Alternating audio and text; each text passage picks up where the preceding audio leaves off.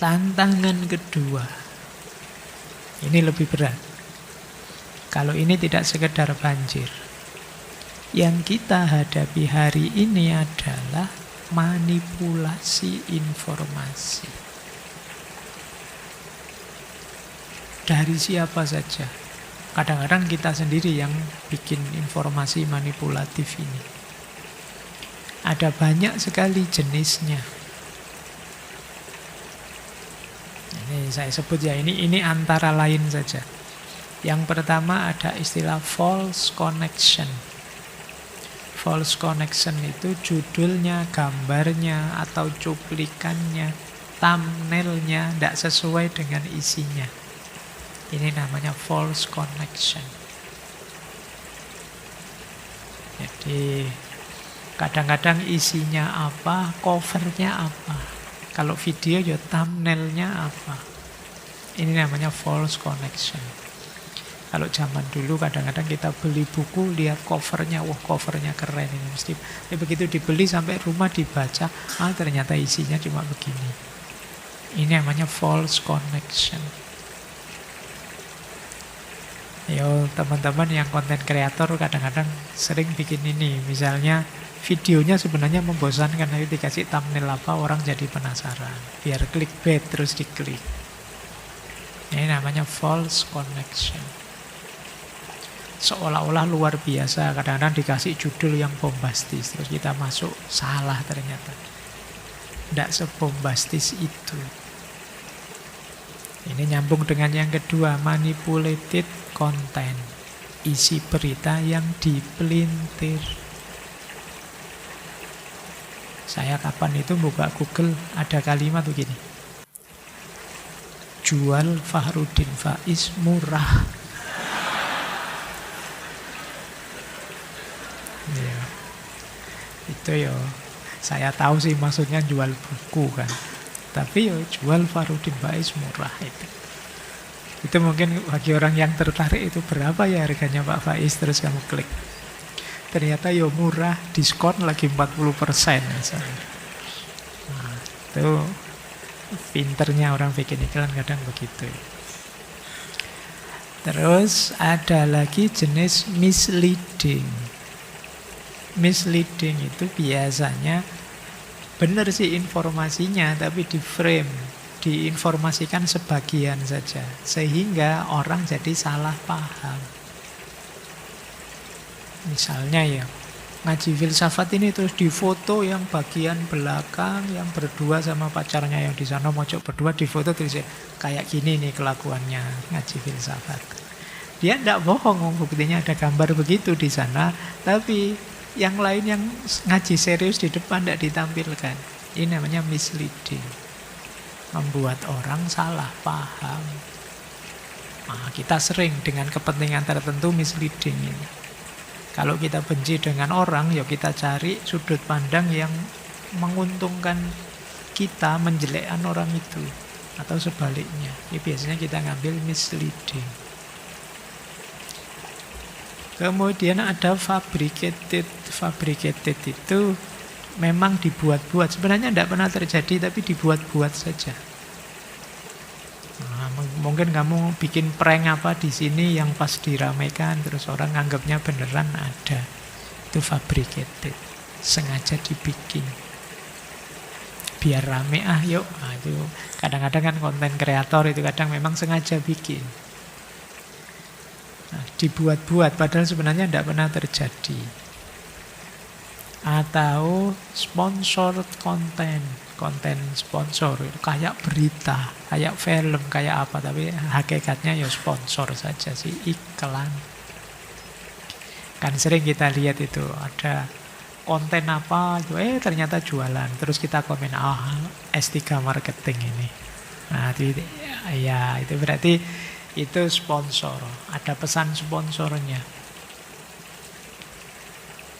Misalnya mentang-mentang saya nulis buku 50 tahun misalnya, terus tema ini sebenarnya tidak ada hubungan dengan buku itu, terus tak giring-giring ke sana ngomongnya biar nyambung sama buku itu. Itu sama sebenarnya, sponsored content. Baik. Terus ada false content. Informasinya benar, tapi dipakai untuk hal yang salah. Namanya false content. Kadang-kadang begini. Saya ingat zaman dulu ada kecelakaan di Afrika. Bis. Itu yang tewas banyak. Terus yang tewas itu dijajar-jajar di pinggir jalan gitu. Terus ada yang ngambil gambarnya. Terus diupload. Inilah kekejaman tentara Israel misalnya. Ya Israel kejam, tapi gambar itu false, salah. Itu bukan gambar perang Israel-Palestina, itu gambar kecelakaan di Afrika. Kita sering tertipu dengan model false content ini, ada gambarnya. Nanti gambar demo 98 diberitakan hari ini. Bukan peristiwa di situ dijadikan ilustrasi peristiwa ini. Ini namanya false content. Terus ada satir atau parodi, tapi bagi yang tidak paham terus dianggap serius. Padahal itu satir saja, itu parodi saja, tapi terus dianggap serius. Kemudian ada imposter. Imposter konten itu biasanya mengatasnamakan seseorang atau lembaga tertentu, padahal tidak. Itu imposter. Oh ini sudah menteri ini loh yang bilang, padahal menterinya tidak. Itu imposter. Oh ini lembaga ini loh yang sudah menyatakan lembaganya tidak bilang begitu. Itu namanya imposter. Ada yang jenis propaganda. Jenis propaganda itu ya memang sengaja untuk mempengaruhi publik, membangun opini. Bolak-balik menampilkan begitu biar orang lain ikut dia dengan cara pandang dia. Itu namanya propaganda. Bisa pro pemerintah, bisa anti pemerintah. Ini jenisnya propaganda. Kemudian yang terakhir ya ada yang memang salah. Orangnya tidak punya tujuan jelek sih, tapi ya memang keliru informasinya. Dia salah informasi, misinformasi. Namanya error. Jadi ini problem ini lebih berat, memerlukan daya kritis kita. Disinilah teman-teman pentingnya kita belajar critical thinking, berpikir kritis. Karena dunia kita hari ini, dunia informasi kita penuh manipulasi-manipulasi. Gambar ini dulu pernah saya sampaikan ketika membahas post-truth. Coba ya, ini namanya framing dan priming. Peristiwanya itu sebenarnya gambar yang tengah itu. Jadi ada tawanan, ditangkap, yang satu menodongkan senjata, yang satu ngasih minum. Tapi nanti bisa di frame bagian kanannya saja atau bagian kirinya saja. Yang keluar di berita itu biasanya gambar yang kanan atau gambar yang kiri, sesuai kepentingan. Kalau wartawannya ingin menunjukkan betapa kejamnya itu, ya gambar yang kiri yang dikeluarkan. Tapi yang ingin menunjukkan betapa manusiawinya itu gambar yang kanan yang dikeluarkan. Itu yang disebut framing dan priming. Antara mahasiswa dan polisi sama-sama pentung-pentungan. Yang satu lempar-lempar batu, yang satu mukuli dengan tongkat. Terus di frame sesuai kepentingannya. Nanti ada yang nyebar ketika polisinya mukuli pakai tongkat, ada yang nyebar ketika yang demo lempar-lempar pakai batu. Sesuai kepentingannya masing-masing. Ini yang disebut framing and priming. Terus kita terjebak di situ. Wah, ternyata pendemo itu anarkis semua, liar. Kamu terjebak di situ. Atau sebaliknya, polisi harusnya melindungi, sekejam itu akhirnya. Kita termakan oleh framing dan priming. Priming itu penonjolan. Jadi, padahal kalau dibaca utuh, ya seperti gambar yang tengah itu. Ya sama-sama ada kerasnya sih masing-masing. Misalnya yang tentang polisi dan mahasiswa tadi. Ini masih mending, kadang-kadang ada penonjolan yang agak artifisial, agak aneh. Kalian kan sering gambar apa tapi terus kalian wah salah fokus arlojinya. Nah itu malah yang di frame malah tidak terduga-duga. Salah fokus merek tas yang di bawah. Nah itu tidak terduga-duga, itu tiba-tiba. Kayak kemarin yang penjarahan itu tiba-tiba salah fokus, kok di fotonya ada gambar ini ya, terus kayak gitu. Nah, terus kamu besarkan itu, kamu bikin narasi, dikasih caption, itu namanya framing. Ya, tentu saja yang nge-frame punya kepentingan, yang menonjolkan ada kepentingannya sendiri. Ini lepas benar salah, setuju tidak setuju ya, tapi kamu pahami polanya. Ini loh yang kadang membuat kita, emosi kita tidak terkendali, kemarahan kita memuncak, karena kita larut oleh pengarus ketika orang membuat arus lewat framing dan primingnya masing-masing. Ini kita harus cerdas hari ini, makanya kadang-kadang informasi itu malah mengeruhkan kita. Baik, kalau tidak hati-hati ya, bukan berarti terus informasinya salah loh ya, framing dan priming benar, tapi penonjolan tertentunya itu yang kita harus hati-hati. Mungkin kayak ngaji ini yang di frame minumannya saja. Kamu frame bagian minumnya saja. Sejak tahun berapa, 10 tahun yang lalu minumnya ya kayak gini terus ya. Kamu frame itunya saja. Terus tersebar kemana-mana. Itu framing. Tidak salah sih. Memang benar begitu. Tapi kan ngaji ini tidak hanya urusan minum. Ada urusan lain yang jauh lebih besar.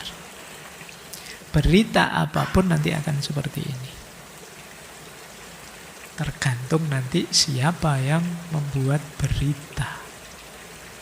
Mana yang dia tonjolkan. Lanjut, problem kedua sudah ya. Problem kedua berarti tadi berhubungan dengan manipulasi. Yang pertama overload informasi. Sekarang problem ketiga. Kalau ini hubungannya dengan teknologinya. Jangan salah, teknologi itu ya membantu tapi juga mengurangi. Ini teori teman-teman dulu pernah kita bahas di Marshall McLuhan. Media is message. Dulu ya dicari di tema-tema belum lama. Mungkin 3-4 bulan yang lalu. Jadi kata McLuhan, teknologi apapun yang dibuat oleh manusia, teknologi itu kan memudahkan sebenarnya. Selalu dia bermata ganda. Yang satu extension, yang kedua amputation. Yang satu menambah, memperluas, di sisi yang lain dia mengamputasi, memotong. Ya, contoh sederhana misalnya kalkulator. Lahirnya kalkulator itu menambah kemampuan kita hitung-menghitung. Sekarang hitung-hitungan berapapun ayo, wong ada kalkulator. Tapi pada akhirnya mengamputasi kemampuan kita berhitung secara manual. Itu namanya terpotong. Kalian hitung-hitungan mungkin bingung. 12 kali 17 berapa? Woi, suwi mikirnya kan. Berapa ya Pak? Sudah sampai orang terus. Tapi begitu ada kalkulator cepat. Tapi ketergantungan kalkulator pada akhirnya ya kalian jadi mandul di bidang hitung-menghitung. Dulu zaman saya SD ada mencongak. Saya tidak tahu, hari ini mungkin masih ada yang mencongak itu. Ya paling tidak hafal-hafalan perkalian, tambah, kurang, 1 sampai 10 lah, paling tidak gitu. Jangan-jangan ada yang sudah mahasiswa semester 8 terus 7 kali 7, lama mikirnya itu. Semoga tidak begitu ya. Ya sampai 10 lah bisa ditolerir, kalau sudah belasan alhamdulillah. Tapi ini karena sekarang gampang teknologinya. Apalagi kalkulator sekarang masuk HP, tambah simpel lagi. Jadi extension memudahkan, menambah kemampuan, tapi terus amputation. Kendaraan bermotor, itu memudahkan kita mobilitas kemana-mana. Tapi ada amputasinya. Amputasinya apa? Manusia jadi kurang gerak. Kurang gerak, efeknya ke kesehatan juga ada. Bayangkan zaman dulu ya, sebelum ada kendaraan bermotor, orang kemana-mana pakai jalan kaki, mungkin kendaraannya pakai binatang dan lain sebagainya. Badannya lebih banyak gerak, tapi sekarang lebih mudah, ada amputasinya. Nah, teknologi informasi juga begitu. Ayo kita lihat ya, apa yang dimudahkan, kemudian apa yang dilemahkan dari teknologi informasi. Di situ saya kasih contoh 3 aspek. Yang pertama, internet dengan Google dan lain sebagainya. Ada extension luar biasa dari internet, memperpanjang daya jangkau pengetahuan kita. Dulu mungkin kita pengetahuan itu dari buku, dari koran, dari majalah terbatas. Sekarang ada Google, ada AI. Itu luar biasa. Informasi dari seluruh dunia bisa kita akses langsung saat ini juga. Hitungan detik, bahkan tidak pakai hitungan, wong bareng. Di sana kejadian apa, di sini langsung terlihat. Siapapun sekarang bisa belajar. Jadi jangan dikira orang-orang di pelosok di daerah itu tidak ngerti wawasanmu seperti hari ini. Saya tahun lalu itu ke satu desa di Malang, desanya di Pegunungan Bromo di bawah itu. Orang kampung beneran desanya masuk, naik turun itu karena anak-anak KKN yang minta. Saya membayangkan di sana itu pengajian. Tapi mereka minta tema filsafat ketuhanan. Loh, pertanyaan-pertanyaannya bangsa wahdatul wujud, bangsa gitu-gitu, dan mereka ngangkat materi-materi itu. Ya waktu saya tanya, ngerti wacana-wacana begitu dari mana? Dari YouTube, banyak sekarang.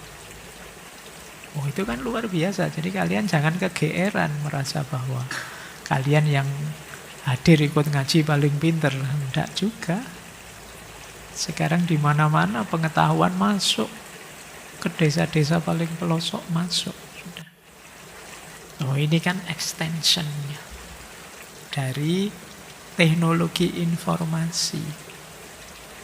Tapi tentu saja ada amputationnya, ada yang dipotong. Apa yang dipotong? Seperti tadi, kemampuan menyaringnya menurun. Tidak bagus. Kita tidak bisa memfilter ini pasti benar tidak sih, ini baik tidak sih, ini relevan tidak sih. Itu tidak semua orang bisa. Kemampuan kita terus turun karena kita menggantungkan saja pada internet. Daya ingat jangka panjang kita melemah. Jangankan sekarang ada GPS itu, pikiran kita males sudah. Daya jelajah pikiran kita, ngukur jalan, ngitung ini nanti belok kiri kanan, itu sudah mulai jarang kita aktifkan. Apa-apa bergantung GPS. Padahal kadang dibelusuk ke sungai-sungai, ke hutan-hutan gitu. Nah, toh kalian percaya saja. Jadi ada bantuannya tapi ada amputasinya. Kemudian tentu saja amputasinya konsentrasi menurun tadi ya, karena terlalu banyak distraksi, isinya terlalu macam-macam. Medsos juga begitu. Ada banyak untungnya apa? Kita banyak relasi sekarang luas. Teman-teman kita SD, SMP, SMA, mahasiswa itu punya grup sendiri-sendiri padahal tempatnya jauh-jauh. Mudah sekarang. Berbagi pengalaman, berbagi opini mudah. Bikin gerakan gampang sekarang, cepat. Tapi tetap ada amputasinya. Amputasinya apa? Kita terlalu rame, akhirnya waktu untuk berpikir mendalam berkurang. Lebih banyak scroll-scrollnya daripada thinking-thinkingnya. Mikirnya banyak berkurang. Terus privasi menghilang.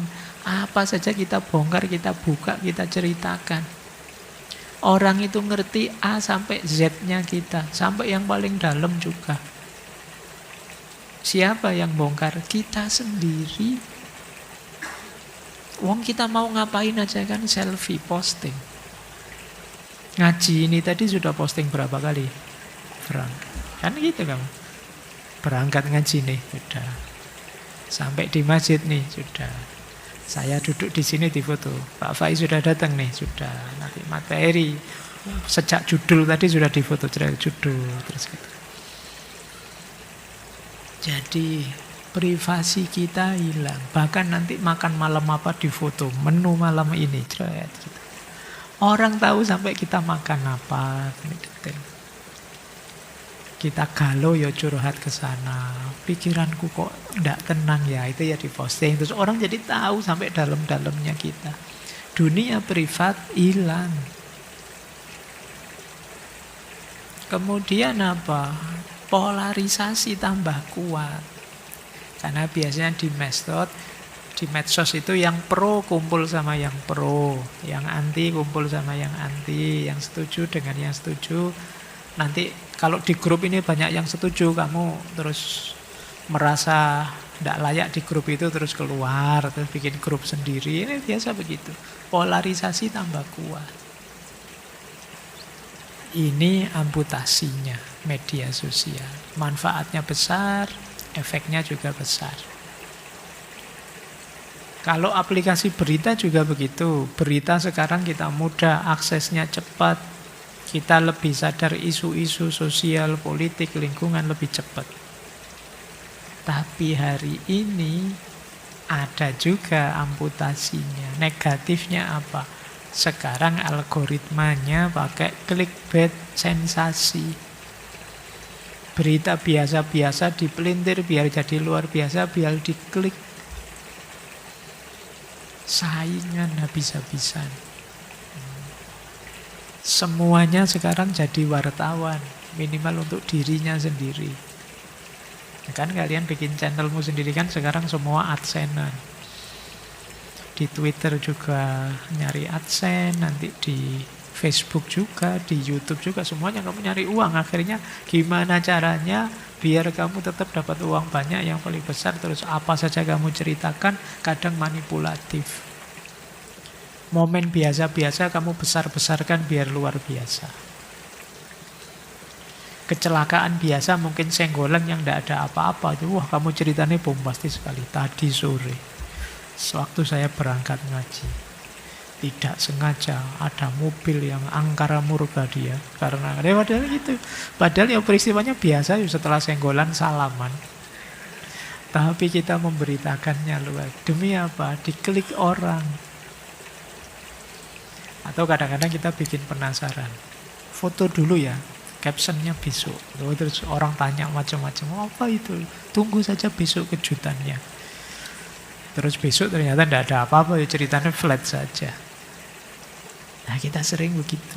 Ini apa? Efek amputationnya. Sekarang justru channel-channel berita yang lurus-lurus saja itu jarang diklik, tidak laku. Yang sering diklik yang sensasional, kontroversial, hal biasa disampaikan secara luar biasa. Ini kalau tidak hati-hati, saya membayangkan isi kepalamu itu betapa sibuknya, betapa riuhnya, ramenya luar biasa. Belum lagi komennya. Wah, justru bagian berita yang paling menarik kan komennya. Itu kamu ikut gegeran. Kalau ada orang komentar saling maki-maki, ya kamu membacanya itu seolah-olah mendengarkan langsung orang gegeran itu. Makanya manusia hari ini mungkin jarang berkata-kata, tapi kepalanya rame sekali. Jadi itulah extension dan amputation-nya teknologi informasi. Ini yang harus kita mulai ya, kita mulai ngatur, kita mulai hati-hati biar tidak mengeruhkan diri kita. Kita di banyak sesi mengidealkan batin, termasuk pikiran, hati itu jernih. Sementara hari ini ada pengaruh luar biasa melalui teknologi informasi. Baik. Nah, sekarang kita mulai bersih-bersih. Nanti ada 3 yang kita garap: akal, emosi, dan spiritual. Menghadapi informasi di era ketidakpastian. Ini kita mulai tema utamanya, yang tadi baru kita bicara masalahnya. Ya, mungkin masalahnya jauh lebih besar. Tergantung nanti kesungguhan kita menyelesaikan masalah itu.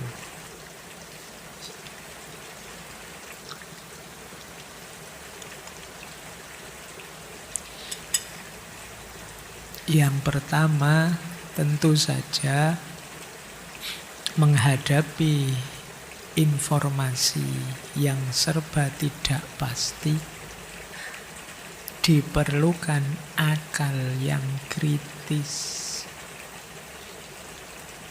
Jadi akalmu harus hidup. Jangan hanya ikut-ikutan. Jangan tiba-tiba percaya apapun yang disampaikan pada kalian. Yang pertama, kalian harus mampu memilah fakta dan opini. Tadi saya bilang ya, ada beda jelas antara ini fakta, ini opini. Bukan berarti kalau fakta pasti benar loh. Oh, kalau sudah fakta berarti tidak dikritisi, tidak. Kalau fakta diverifikasi. Kalau opini bisa dikritisi, diperdebatkan. Tadi saya bilang misalnya, oh malam Kamis minggu ini ngaji filsafat tetap jalan. Ini kan fakta. Ya kalau orang cerita fakta bukan berarti terus dia pasti benar. Tugasnya kita apa? Memverifikasi benar enggak sih? Terus kita cek foto-fotonya, kita tanya ke masjid, kita lihat medsosnya masjid dan lain sebagainya. Ini namanya memverifikasi. Kalau ada orang cerita padamu yang jenisnya fakta, verifikasilah. Kalau jenisnya opini, kalian ujilah. Ngaji filsafat malam hari ini tidak menarik. Terus diuji. Apa alasannya kamu menyebut tidak menarik? Oh, karena bla bla bla bla. Oh iya sih, kalau kayak gitu saya setuju. Atau kalau kamu tidak setuju, saya tidak setuju menurut saya.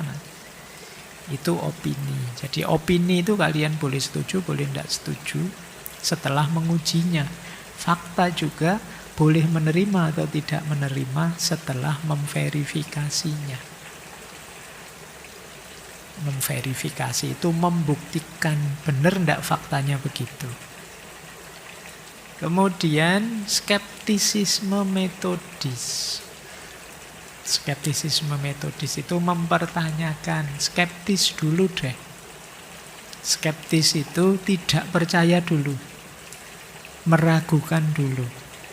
Kalau ada orang bilang begini, datanya mana? Alasannya apa? Sumbernya dari mana? Ini namanya skeptis duluan.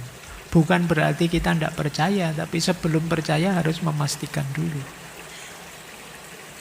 Tidak mentang-mentang cocok dengan pandangan kita iyakan saja. Atau berbeda dengan pandangan kita, tiba-tiba kita tolak saja. Tidak, kita skeptis dulu. Coba dipertanyakan dulu. Kemudian yang ketiga, akal juga hati-hati terhadap bias. Di bias itu macam-macam ya. Dulu kita pernah membahas banyak. Misalnya ada confirmation bias. Confirmation bias itu hanya milih data yang mendukung keyakinan kita. Misalnya data brutalnya mahasiswa, terus hanya ngambil data yang mahasiswa pas brutal saja. Pas mereka yang dikasih gas air mata, dipukuli, kita sembunyikan data itu. Itu namanya confirmation bias. Nyari informasi yang cocok saja. Nah, ini sering terjadi. Akal harus kritis. Kemudian tugasnya akal lagi mengenali hoax, mengenali clickbait, framing, dan tadi dijelaskan ya. Itu tugasnya akal untuk kritis. Kalau kalian kuat di sini, nanti kalian termasuk yang jenis cerdas informasi. Kunci pertama ada di sini, kritisnya akal kita. Tidak mudah percaya, tidak mudah dipengaruhi, siap melakukan verifikasi, pengujian, mempertanyakan, dan lain sebagainya. Akal yang kritis. Yang kedua, kalau tadi akal, kalau ini emosi. Emosi yang terkendali. Kadang-kadang informasi yang masuk ke kita itu mancing emosi. Apakah itu kita jadi marah, apakah kita jadi sedih, apakah kita jadi euforia, apakah kita jadi lupa diri, dan lain sebagainya. Jadi selain akal yang kritis, mari emosi tetap terkendali. Nah, ada dulu kita pernah membahas emotional quotient, kecerdasan emosional. Jadi kalau kita ada berita, ada informasi, terus kita marah, atau kita senang, atau kita gembira, atau kita kecewa, coba kita tanyakan diri kita, saya marah itu karena faktanya, atau karena opininya, atau karena provokasinya, atau karena memang karena pikiran itu beda saja dengan kemauan saya, atau apa. Ini namanya menyadari emosi. Jadi kadang-kadang kita, emosi kita saja tidak kita akui. Marah sebenarnya, tapi tidak ngaku. Kata siapa saya marah, ini nadanya tinggi. Itu sudah jelas kelihatan marah sudah ya. Jadi ayo kita sadari emosi kita, terus kita manajemen emosi. Coba mundur sebentar deh, latihan menahan diri dulu. Kalau sedang sangat emosional, apakah sangat sedih, sangat gembira, sangat kecewa, sangat marah, off dulu, mundur dulu. Karena biasanya ketika emosi tidak terkendali, keputusan-keputusan kita biasanya nanti kita sesali. Ayo kita tata diri kita, mundur sih. Kemudian yang ketiga, empati. Hidupkan empati. Ada informasi yang membuat kita marah, membuat kita kecewa, dan lain sebagainya. Coba kita cek ini dari siapa dan kita mengempatinya. Oh ya, saya sadar sih dia ngomong begitu karena dia di grup sana dalam situasi ini sedang dikecewakan sekali oleh kelompok yang dia kritik, maka dia jadi begitu. Ini namanya mengempati. Jadi mengempati itu memposisikan diri di posisinya orang lain yang sedang kita pahami. Ini namanya empati. Kemudian tenangkan diri. Jadi kalau seperti tadi, kalau sedang meledak-ledak dalam bentuk apapun, ayo tenang. Kalau agama ya berbanyak zikir. Rasulullah ngasih petunjuk, kalau kita sedang marah kok berdiri, duduk saja. Kalau sedang duduk masih belum hilang marahnya, berbaring saja, dan seterusnya. Jadi kendalikan emosi. Kemudian jadi emosi ya, setelah pikiran kritis, emosi terkendali. Yang ketiga, menghadapi ketidakpastian, jangan meninggalkan nilai-nilai apapun yang terjadi. Jadi itu komitmen etis namanya. Apapun yang terjadi, saya tidak akan bohong. Nah, komitmen etis. Apapun yang terjadi, saya tidak akan nabrak norma-norma agama yang saya yakini. Ini namanya komitmen spiritual. Jadi kalian harus tidak kehilangan nilai-nilai. Nah, yang berhubungan dengan informasi apa? Yang pertama, kejujuran. Meskipun menguntungkan kelompok saya, tapi saya tahu ini bohong dan tidak akan saya sebarkan. Saya tidak akan ikut-ikut.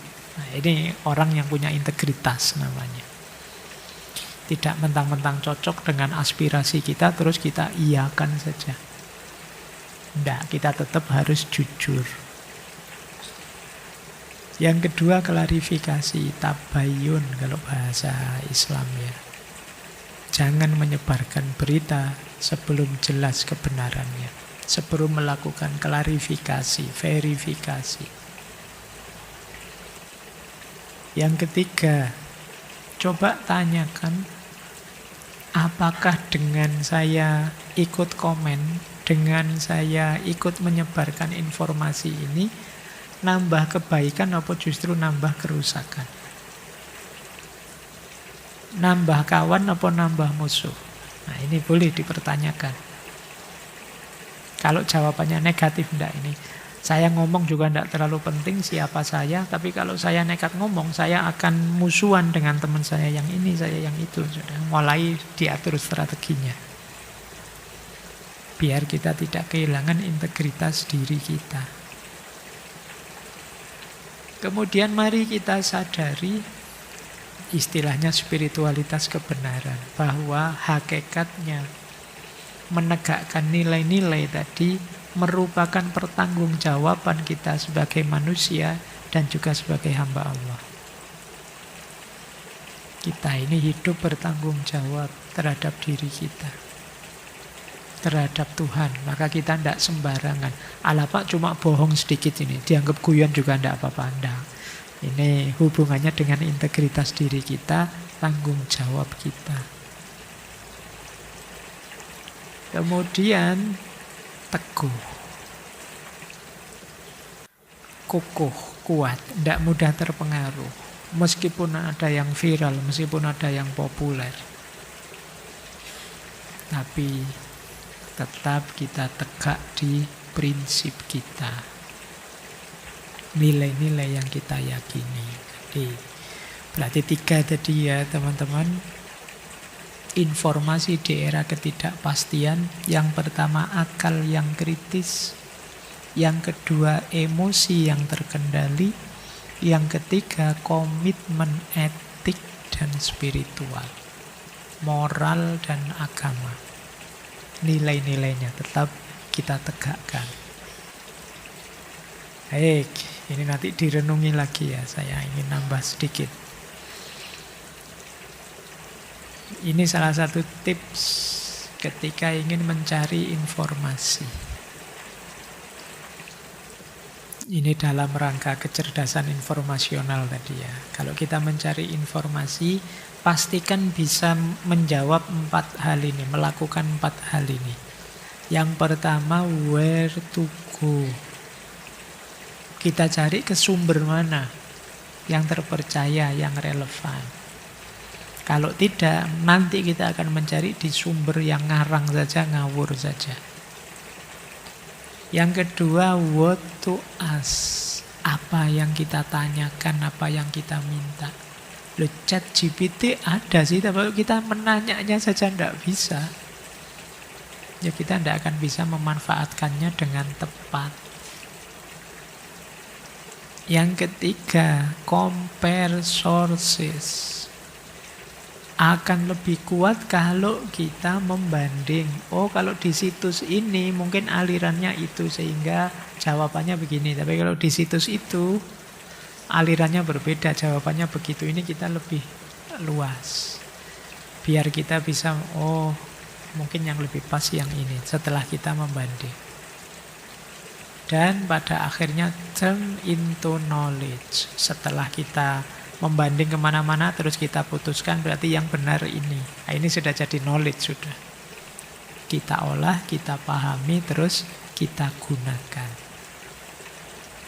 Inilah caranya kalau kita ingin mencari informasi. Baik. Ambil nafas sebentar, masih ada 30 menit. Masih panjang ini. Ya, setengah jam terakhir saya ingin masuk ke sini. Karena temanya ngaji ya. Jadi kita masuk ke perspektif Islam tentang yang saya jelaskan semua di depan tadi. Kalau menurut Islam bagaimana? Coba perhatikan yang saya tulis itu prinsip-prinsip informasi dalam Islam. Yang pertama, informasi itu harus hak, jangan batil.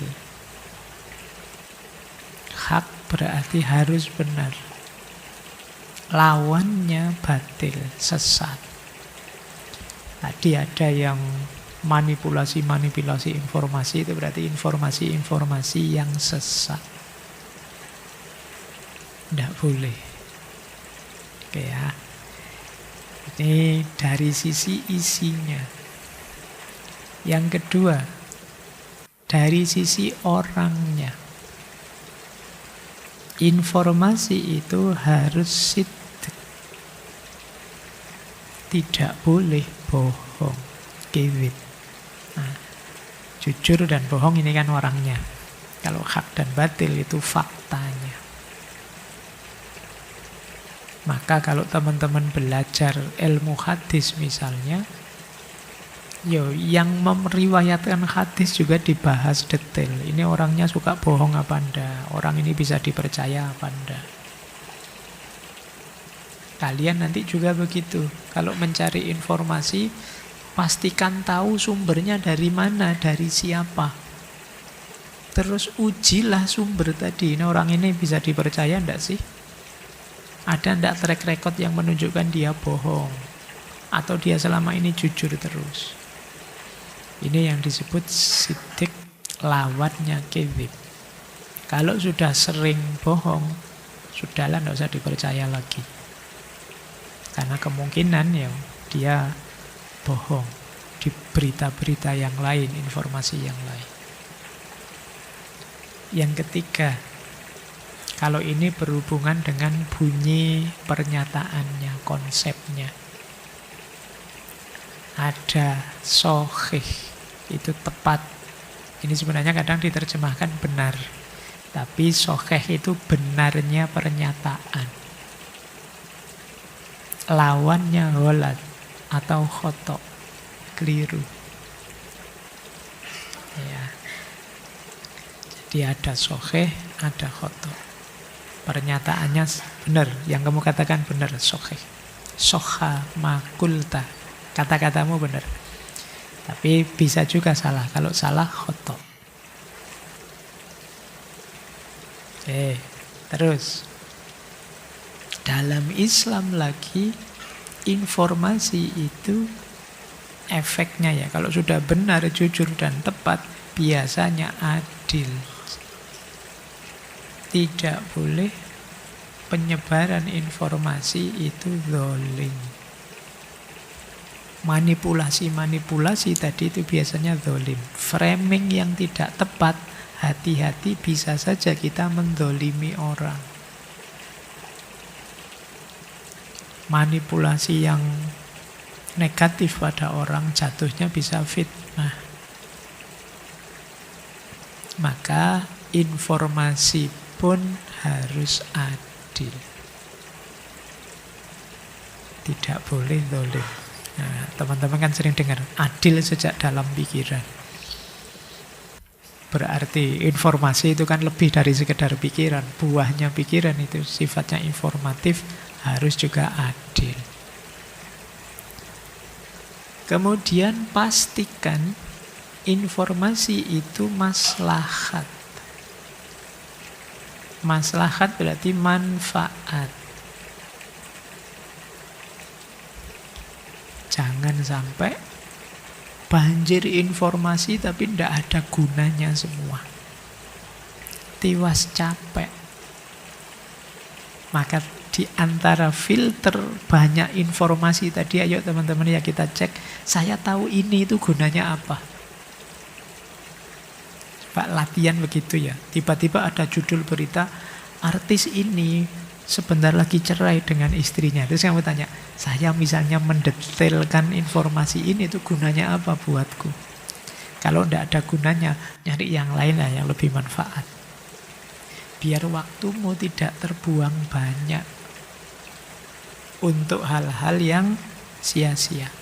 Itu lanjutan ke yang terakhir itu. Al-aula, keutamaan. Pilih yang utama-utama. Biar tidak lahwun. Lahwun itu sia-sia saja.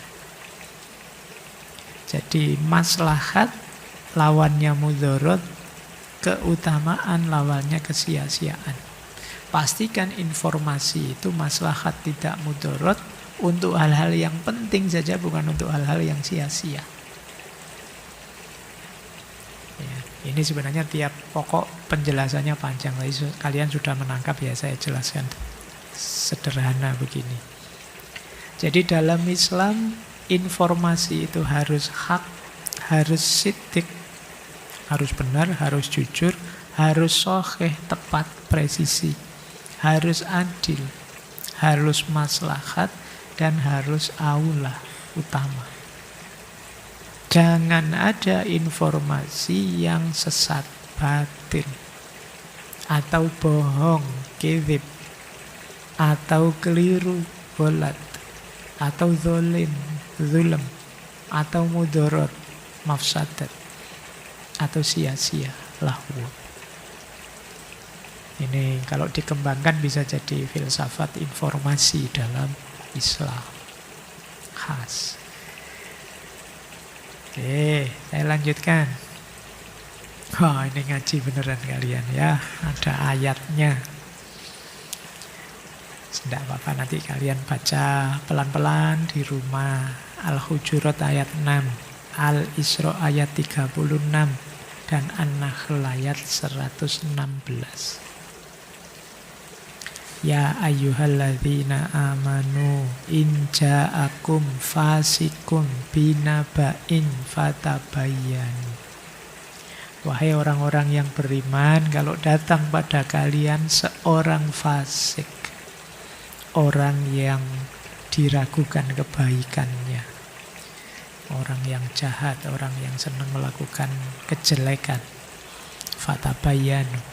Tabayun, klarifikasi, jangan kesusu percaya. Kenapa harus ditabayuni? Antusibu qauman bijahalah, agar engkau tidak menimpakan kecelakaan pada satu kaum dengan tidak sadar. Jadi kalau ada berita yang tidak jelas, klarifikasi. Karena bisa saja kita menyusahkan banyak orang dengan berita yang tidak jelas itu. Fatusbihu ala ma fa'altum nadimin, sehingga engkau menyesal atas apa yang kalian perbuat. Al-Isra ayat 36 untuk kalian yang suka komen hal-hal yang sebenarnya bukan bidangmu. Wala takfu ma laisa laka bihi ilmun. Jadi kalian jangan mengikuti sesuatu yang kalian tidak punya ilmunya. Wong tidak ngerti-ngerti ikut-ikutan ngomong, tidak ngerti-ngerti ikut-ikutan komen, ikut-ikutan berfatwa. Haram itu, bid'ah itu kamu. Kita siapa? Apa ngerti benar ilmunya? Kalau tidak ngerti, biarlah yang ngerti saja yang bicara, biar tidak mengacaukan kebenaran. Mengapa begitu? Di ayat ini disebut innas sam'a wal basara wal fu'ada kullun ulaika kana anhu mas'ula. Karena sesungguhnya pendengaran, penglihatan, hati nurani kita, bahkan yang terbersit saja di hati, itu semua akan diminta pertanggungjawabannya. Jadi yang kemarin ngobrol komen, ngobrol fatwa, nunjuk orang sana, nunjuk orang sini yang bukan ahlinya. Tidak sekedar bukan bidangnya, tapi bukan ahlinya. Yang kita tidak ngerti, kita akan dimintai pertanggungjawaban besok.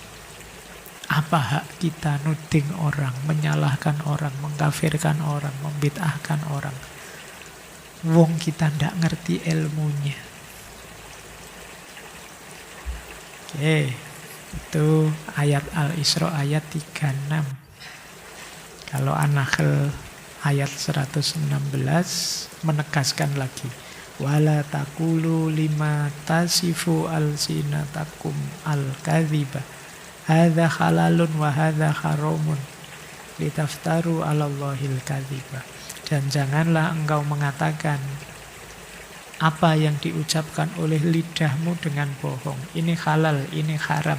Untuk mengada-adakan kebohongan terhadap Allah. Jadi banyak yang bohong atas nama agama. Menjelekkan orang atas nama agama. Menyusahkan orang atas nama agama. Jadi sesungguhnya innalladzina yaftaruna 'alallahil kadziba la yuflihun. Orang yang seperti itu tidak akan beruntung, tidak akan bahagia. Jadi ini mengingatkan kita sebenarnya. Ini bagian dari nilai-nilai yang harus kita tegakkan. Ini ada hadis menarik bagi kita yang terlalu rajin medsosan. Nabi mengingatkan, kafa bil mar'i kadhiba ayyuhadditha bikulli ma sami'a. Sudah cukup orang itu kita sebut pendusta ketika dia menceritakan kembali apapun yang dia dengar. Oke. Dapat share-sharean apa, jane kita ya tidak terlalu paham, kita share lagi. Ini yang disindir oleh Nabi. Kalau ada orang kayak gini tidak usah dipercaya. Sudah cukup kita sebut dia ini pembohong dia. Tidak direnungi, tidak dikaji dulu, tidak ditabayuni. Mendengar apa diceritakan lagi, mendengar apa diceritakan lagi. Padahal mungkin di antara berita itu ada yang harus diolah lagi, dicari waktu yang tepat dan lain sebagainya. Makanya kalau dalam Islam, man kana yu'minu billahi wal yaumil akhir falyakul khairan aw liyasmut. Kalau memang harus posting yang baik, yang memang kita sangat paham, mengerti detailnya. Atau kalau tidak, diam saja.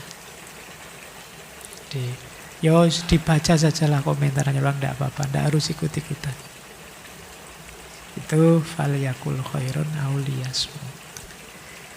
Oke, ayat sudah, hadis sudah. Belajar dari para ulama sekarang. Imam Ghazali. Nanti di Ihya, di bagian adabnya lisan,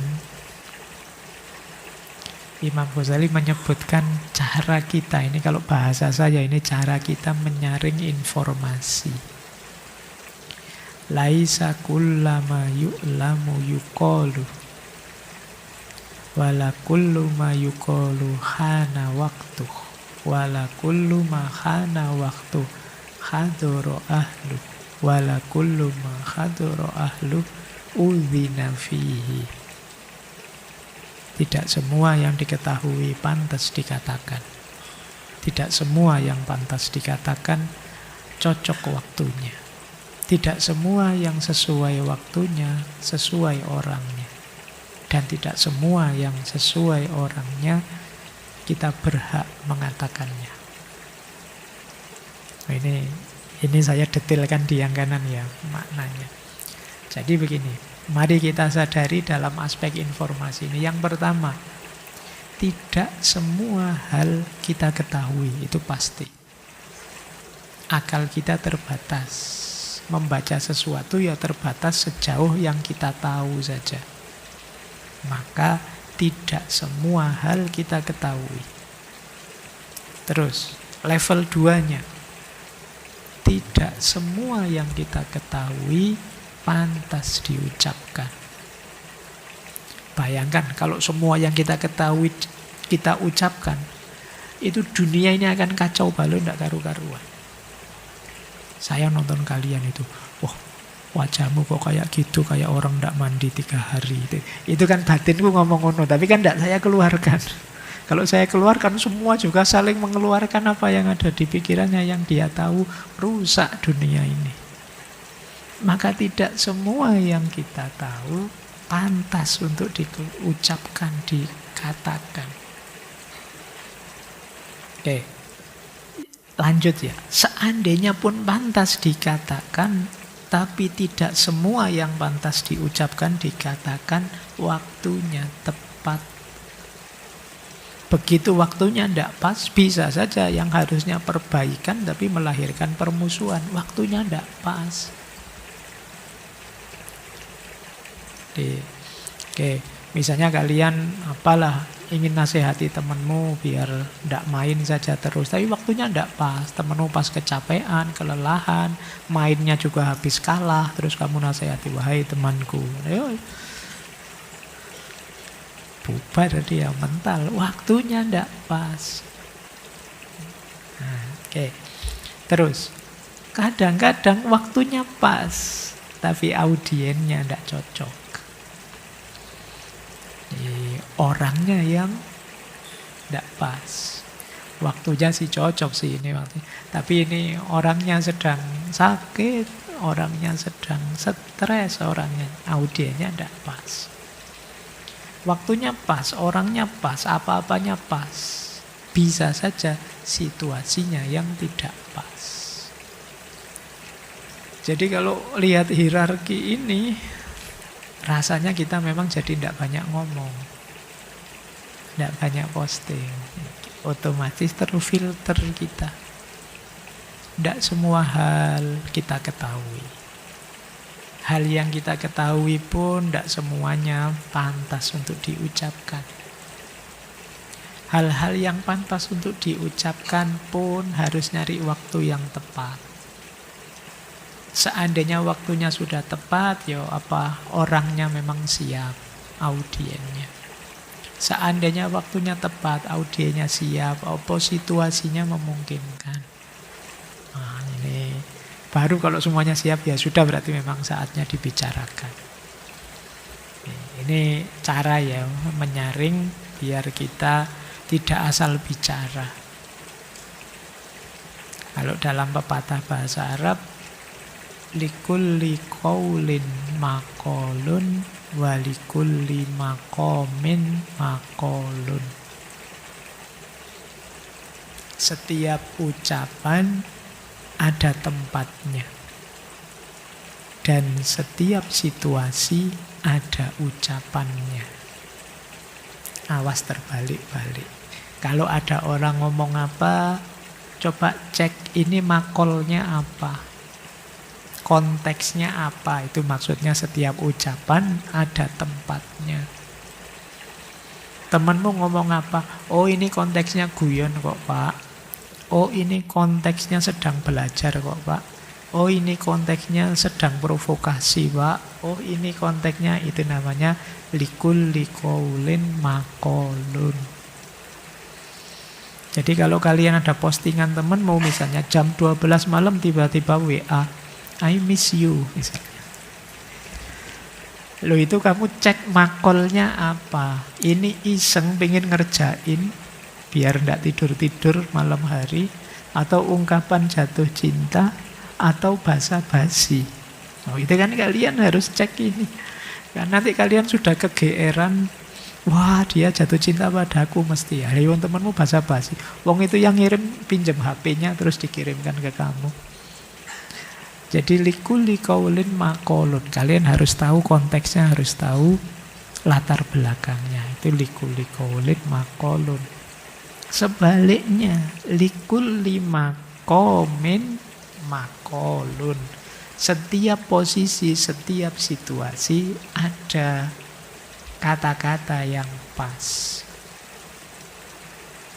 Kalau temanmu sedang sedih, pasnya ngomong begini loh. Kalau temanmu sedang senang, pasnya mengucapkan selamat ini loh. Kalau temanmu sedang galau, Pasnya kamu tidak usah ngomong, mendengarkan saja. Kalau ini namanya likulli maqamin maqalun. Oh, ini kalian butuh balaghah yang tinggi untuk bisa paham situasi dan konteksnya kata-kata ini. Jadi likulli qaulin maqalun walikulli maqamin maqalun. Setiap ucapan ada tempatnya dan setiap situasi ada ucapannya. Boleh dicek ya, itu saya sebut kitabnya di Kasful Khofa dan Iqdul Farid. Terakhir, satu materi lagi. Ini ada kalanya ya. Tidak tahu itu lebih baik daripada tahu. Saya ambilkan contoh kalimat dari 3 tokoh besar, Sokrates, Al-Ghazali, dan Jalaluddin Rumi.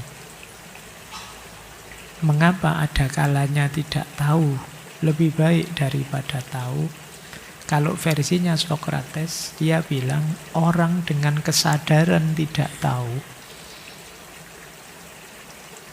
akan senantiasa mencari tahu dan belajar. Dibandingkan orang dengan kesadaran sok tahu. Maka ada kalanya merasa tidak tahu itu lebih utama. Karena merasa tahu itu sinonimnya adalah kesombongan. Oke, ini secara Sokrates ya, Sokratis secara berpikirnya begitu. Yang kedua, Imam Ghazali. Kalau di Imam Ghazali, beliau itu memilah-milah ilmu, ada mahmudah, ada mazmumah, dan lain sebagainya. Ada kalanya tidak tahu hal-hal tertentu itu menguntungkan. Tahu malah menjerumuskan. Misalnya, aibnya temanmu kadang-kadang lebih baik kamu tidak tahu. Ketika tahu mungkin terus kamu jadi renggang persahabatanmu, negatif caramu pandang terhadap dia, sehingga persahabatannya jadi kualitasnya menurun. Padahal mungkin aibnya tidak ada hubungannya denganmu dan sudah lama berlalu. Kayak mantannya pasanganmu sekarang. Itu mungkin ya lebih baik tidak tahu. Kalau tahu malah jadi masalah. Itu contoh kalau versinya Imam Ghazali. Ada banyak hal yang kita lebih baik tidak tahu. Kalau tahu malah jadi sumber kita stres, depresi, bingung, dan lain sebagainya. Oke, ini nanti jangan dibawa ke, berarti yang selingkuh lebih baik tidak tahu. Tidak ketahuan. Bukan, ini tidak ke sana ya, ini konteksnya ilmu. Jadi ada kalanya tidak tahu itu lebih selamat. Misalnya kalian tahu kapan kalian mati, itu dicontohkan. Itu mungkin lebih baik tidak tahu saja. Daripada tahu kapan mati, efeknya dua. Kalian jadi stres, ketakutan. Atau yang kedua jadi sembrono. Oh, masih lama Pak, umur saya masih santai lah. Nanti kurang-kurang sehari saya baru tobatan, nasuha saya. Nanti jadi begitu. Tidak tahu lebih baik. Jangan dikira tahu waktunya kalian mati itu menyenangkan. Bisa saja menyesatkan. Itu Imam Ghazali. Jalaluddin Rumi. Kata Rumi, ignorance is God's mercy for some people. Ketidaktahuan adalah rahmat Allah bagi sebagian orang. Mengapa? Karena ada hal-hal yang bila kita tahu justru jadi beban, jadi kecemasan, bahkan jadi sumbernya kesombongan. Kemarin tidak ngerti filsafat, aman. Sekarang ngerti filsafat sedikit, sombong. Kalau ada temannya ngomong filsafat, kamu diam-diam, alah itu filsafat level rendah. Saya loh yang lebih tinggi, aku ngerti sendiri, belajar sendiri. Ya itu ngomong apa itu. Jadi begitu. Sombongnya muncul. Maka kata Rumi, kadang-kadang kita dianugerahi tidak tahu, Itu termasuk bagian dari rahmatnya Allah. Karena ketika tahu terus kita jadi sombong. Baik ya, cuma kalimatnya ada kalanya. Kalian harus pas konteksnya. Awas keliru menggunakannya ya. Nanti ini jangan dijadikan alasan kalau dimarahi dosenmu, kamu ndak baca, ndak tahu apa-apa. Terus kamu jawab, ada kalanya Pak. Ya, tidak tahu lebih baik daripada tahu. Ya, jangan begitu, ini konteksnya berbeda. Makanya yang paling penting tadi loh, likulli qaulin maqalun walikulli maqamin maqalun. Oke, masih ada. Terakhir ya, ini pengingat saja. Ini dulu pernah saya jelaskan panjang di post-truth, kalau saya tidak salah ingat. Ini kunci-kunci tadi ya, mengkritisi informasi di era ketidakjelasan hari ini. Yang pertama, ini sudah dijelaskan tadi, bedakan antara fakta dan opini. Sudah ya tadi dijelaskan. Yang kedua, bedakan antara gosip dengan fakta. Jadi gosip itu levelnya di bawah opini. Gosip itu peristiwa yang entah benar entah tidak. Bisa saja hanya isu, hanya rumor. Yang ketiga, jangan tertipu oleh pernyataan yang sangat berani atau sangat santun. Wah, ini ngomongnya santun sekali. Wah, ini tegas sekali, berani sekali. Jangan tertipu oleh retorikanya, coba cek isinya.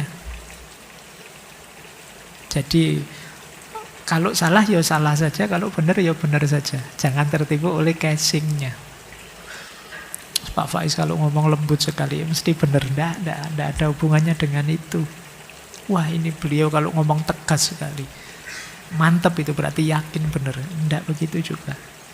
Kita sering tertipu oleh casing ini. Oleh retorika ini. Pastikan kita cek juga, verifikasi juga isinya. Itu yang ketiga. Yang keempat, dianggap berbeda atau aneh bukan berarti salah. Pikiranmu kok tidak sama dengan yang lain, aneh-aneh saja. Aneh bukan berarti salah. Uji saja. Verifikasi, uji, analisis. Siapa tahu itu memang perspektif yang baru. Cara pandang yang khas, yang khusus. Justru kreativitas itu biasanya awalnya aneh. Tapi kemudian jadi biasa. Maka dianggap aneh atau dianggap mengada-ada berbeda dengan yang lain, bukan berarti itu tidak bisa dijadikan dasar bahwa itu pasti salah. Kemudian sesuatu yang belum terjelaskan belum tentu juga salah. Jadi karena memang belum terjelaskan saja. Apa ya itu? Tapi saya melihatnya sendiri. Gimana ya? Nah, itu belum tentu salah juga. Mungkin perlu pendalaman lagi. Kemudian, bedakan antara kebenaran dan kebetulan. Ini sering kita selip. Kalau kebetulan dia tidak bisa digeneralisasi. Kalau kebenaran diulang-ulang isinya akan sama. Kebetulan saya di sini ketemu teman saya kuliah dulu, itu kebetulan namanya. Besok saya tak hadir ke sini, biar ketemu teman saya kuliah yang dulu lagi, yang lain tidak bisa diulang. Bisa ketemu, bisa tidak. Jadi bedakan antara kebetulan dan kebenaran. Indonesia kemarin kalah, itu kebetulan apa kebenaran? Sepak bolanya maksudnya. Sepak bola kita itu serba kebetulan apa serba kebenaran? Kadang-kadang kita itu kalah juga tidak tahu, kok bisa kalah, menang juga, lu kok menang gitu. Jadi serba mengagetkan. Oke ya, kita sering tertipu ini antara kebetulan dengan kebenaran. Orang menjelaskan pada kita sesuatu, ini sebenarnya jenisnya kebetulan, tapi kita menyikapinya sebagai kebenaran. Itu juga problem. Kemudian pastikan orang bicara, orang diskusi itu sebenarnya biasanya dasarnya adalah hal-hal yang dia ingat saja. Maka ujilah, kalau ingin menguji, ujilah secara lebih serius. Cari rujukan, cari pendalaman. Kalau kalian lihat TV, misalnya ada acara debat, itu kan saling beradu argumen. Argumen yang dipakai oleh setiap tokoh adalah hal-hal yang dia anggap penting, yang dia ingat saja. Kalau kalian ingin detailnya, baca lebih dalam. Cari rujukan lebih banyak. Kemudian sehari-hari banyak orang menggunakan cara berpikir, kalau tidak ini pasti itu. Ini kadang-kadang riskan. Kita selalu membagi orang pro ini atau anti itu. Oh, kalau tidak ikut demo ini berarti dia tidak masuk kelompok itu. Kalau ikut berarti masuk. Ini logika hitam putih, logika biner. Tidak ikut ngaji filsafat berarti tidak senang filsafat. Nah, ini satu di antara dua. Mikirnya selalu begitu. Padahal hidup itu tidak sehitam putih itu. Orang-orang di sekeliling kita juga tidak sehitam putih itu. Kita kan selalu pakai, kalau tidak cinta ya benci. Loh, orang sekeliling kita itu ada yang hanya setengah cinta, hanya seperempat bencinya. Ada macam-macam levelnya. Tidak setegas itu. Kamu suka dengan teman yang ini? Suka sih Pak, ya tapi tidak sesuka itulah. Ya, akan selalu begitu, sebagian besar akan begitu. Kemudian diingat-ingat setiap kata itu ada unsur emotifnya, unsur emosinya. Yang ini kadang-kadang mempengaruhi kejernihan kita. Oke ya. Ada unsur kita muslim misalnya, ketika tadi saya bilang ayo kita masuk ke perspektif Islam, itu rasanya berbeda. Sementara yang non ketika Islam berarti sudah enggak. Jadi setiap kata ada unsur emosinya. Mungkin kalau saya bilang polisi, itu di kepalamu ada kesan sendiri muncul, ini unsur emosinya namanya. Kalau saya bilang Menteri Keuangan, di kepalamu juga muncul gambarnya sendiri, citranya sendiri, kesannya. Ini namanya unsur emosi. Kadang-kadang pikiran kita dipengaruhi unsur emosi ini, sehingga tidak objektif. Nah, ini yang kita perlu hati-hati. Kemudian ada kalanya kita tidak bisa membantah seseorang, padahal kita yakin orang itu salah. Bukan berarti terus kita salah bahwa orang itu benar. Bisa saja memang kemampuan kita belum cukup. Pak, menurut saya kok salah ya Pak. Tapi gimana ya saya, alasannya apa ya, saya tidak bisa ngomongnya. Kita akan sering begitu. Tapi jangan menyerah, jangan menganggap bahwa kalau begitu berarti saya yang salah, dia yang benar. Tidak begitu juga sih. Bisa saja karena memang kita masih harus belajar lagi lebih banyak, lebih dalam. Kemudian banyak di sekitar kita orang yang berpikirnya absurd. Tak kasih contoh ya, itu cara mikir absurd. Makan es krim bisa membuat gemuk. Gemuk itu penyebabnya orang sakit jantung. Dan sakit jantung bisa membuat orang meninggal. Kesimpulannya makan es krim bisa membuat orang meninggal. Yang kayak gini banyak di sekelilingmu. Cara berpikir seperti ini. Dulu kita jelaskan di bias, logika, dan lain sebagainya. Terakhir, banyak orang yang nyari mudahnya saja. Allah kan intinya ini toh. Allah yang penting ini kan kita sering begitu. Padahal kenyataan di lapangan itu tidak sesimpel itu. Jadi kenyataan di lapangan itu sangat kompleks. Bahkan termasuk tentang benar dan salah, baik dan buruk. Itu di lapangan kompleks sekali. Tidak sehitam putih konsep kita, teori kita.